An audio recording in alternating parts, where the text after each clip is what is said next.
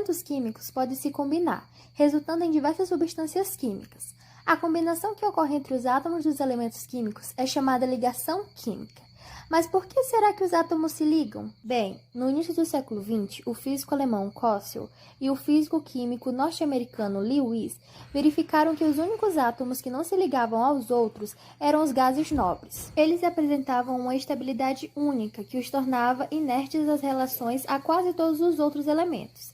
Essas características tão peculiares chamaram a atenção dos químicos que se propuseram a entender em que esses átomos se diferenciavam uns dos outros para apresentar tal comportamento. A resposta veio da análise do modo como os elétrons se distribuíam ao longo das camadas desses átomos. Os cientistas perceberam que os gases nobres são estáveis, pelo fato deles possuírem 8 elétrons em seu último nível de energia, a camada de valência, com exceção do hélio, que tem apenas 2 elétrons. Porém, quando o último nível de energia de um átomo apresenta menos do que 8 elétrons, esse átomo é considerado instável.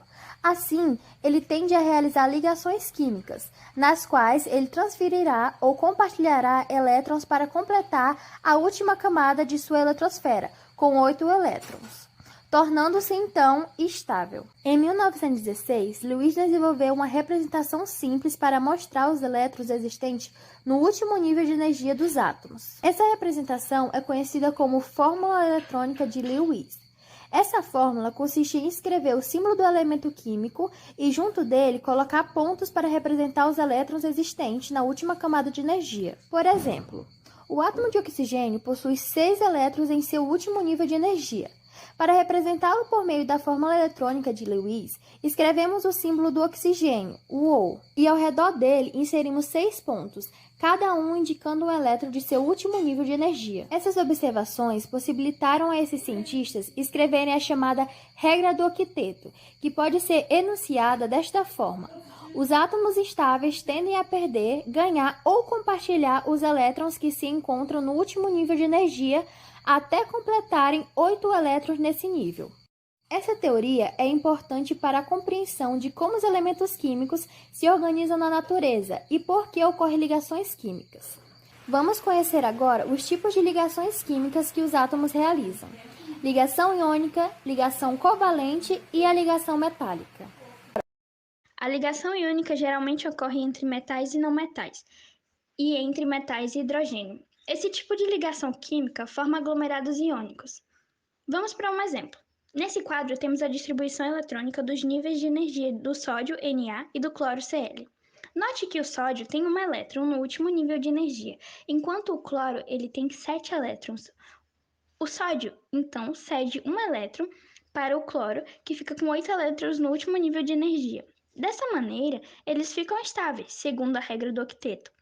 A ligação iônica também pode ser representada por meio da fórmula eletrônica de Lewis. Veja o exemplo. O sódio Na está cedendo um elétron para o cloro Cl, e dessa forma ficam com 8 elétrons na última camada, tornando-se então estáveis. Esse tipo de ligação ocorre entre um átomo que cede para outro átomo um ou mais elétrons, que se encontram em seu último nível de energia, tornando-se um cátion, ou quando o outro átomo recebe um ou mais elétrons, tornando-se então um ânion. As ligações covalentes acontecem entre metais, não metais e hidrogênio. Esse tipo de ligação ocorre quando os átomos dos elementos químicos têm a mesma tendência de ganhar elétrons e acabam compartilhando os elétrons de seu último nível de energia, para ambos ficarem com 8 elétrons, ou seja, para se tornarem estáveis segundo a regra do octeto.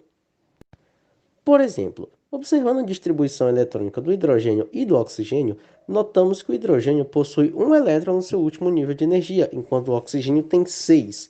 Pela regra do octeto, o hidrogênio precisa de mais um elétron para ficar estável, e o oxigênio precisa de mais 2 elétrons. Para isso, 2 átomos de hidrogênio compartilham um elétron com o átomo de oxigênio. Dessa forma, o oxigênio fica com 8 elétrons, enquanto cada átomo de hidrogênio fica com 2 elétrons, formando assim a molécula da água, o H2O. Bom, já a ligação metálica é estabelecida entre os átomos de um único elemento metálico. Esse tipo de ligação ocorre apenas entre os átomos de um único metal, exclusivamente porque um metal não pode estabelecer ligação química com outro elemento metálico diferente. Essa ligação não segue a regra do octeto, e sim se explica de outra maneira, a qual é chamada de o modelo mar de elétrons. Mas afinal, e como que funciona esse modelo mar de elétrons? Imagine que temos aqui a estrutura de um metal. Todos os átomos desse metal encontram-se na forma de cátion, ou seja, eles perderam seus elétrons. Mas calma, esses elétrons não foram parar em outro universo, eles continuam aqui. Então, nós temos vários elétrons, que são os elétrons das camadas de valência desse metal, e esses elétrons se movem, estabilizando todos os outros átomos. Então, ele é chamado de o modelo mar de elétrons, pois na ligação metálica, nós temos um monte de cátions metálicos imersos em um mar de elétrons.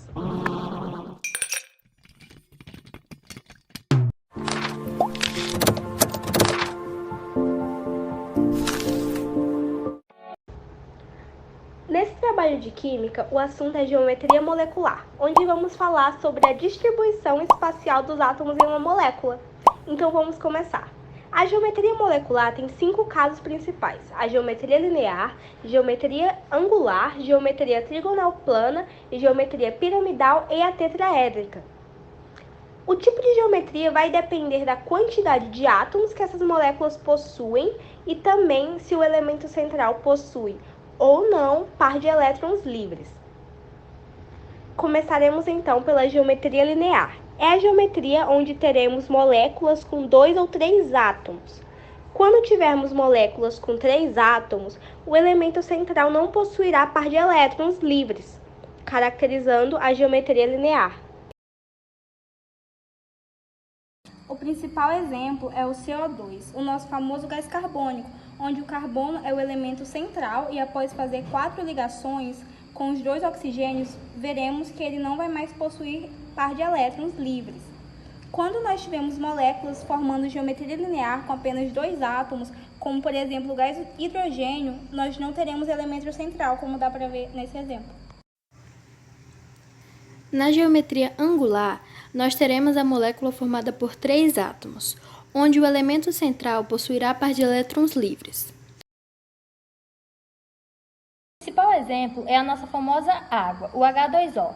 Essa que você conhece, sendo o oxigênio o seu elemento central e possuindo 2 pares de elétrons livres, caracterizando assim a tal geometria angular.